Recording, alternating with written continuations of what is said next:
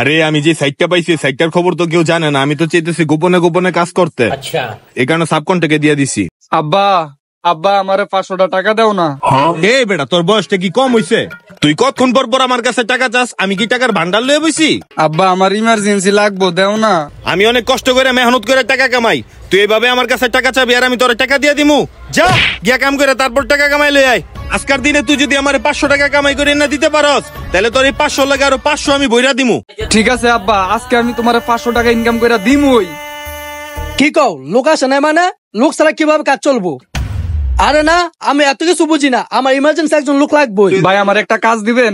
তুমি কাজ করবা? তোমার দেখতে তো পিচ্ছি পোলার মতো লাগে। স্যার আমার দেখতে ফোলাবাইনদের মতন লাগে, কিন্তু আমার 25 বছর। স্যার আমার একটা কাজ দেন না, আমি অনেক গরিব মানুষ। আচ্ছা, আমার তো একজন লোক লাগে। আচ্ছা, আমার উপরে বিল্ডিং এ কাজ চলতেছে, যা তুই উপরে যা কাজ করতো, 400 টাকা হাজিরা দিমু। স্যার আমি অনেক গরিব মানুষ, আমারে আর 100 টাকা বাড়াইয়া দেন। 100 টাকা? আচ্ছা, তুই উপরে যা কাজ কর, তোরা 500 টাকা হাজিরা দিমু, যা। একজন তো বাউ হলো, আর একজন লোক হলে হইয়া যায়।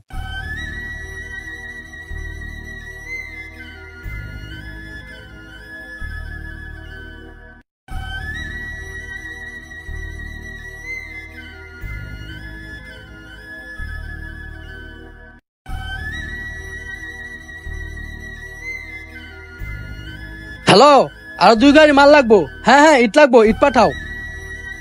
বস কাজ তো শেষ, হাজিরাটা দেন। নিচে কন্ট্রাক্টর বসে রয়েছে, ওর থেকে হাজিরাটা নাও। মহাজন হাজিরাটা দেন। মহাজন 500 টাকা হাজিরা দেন।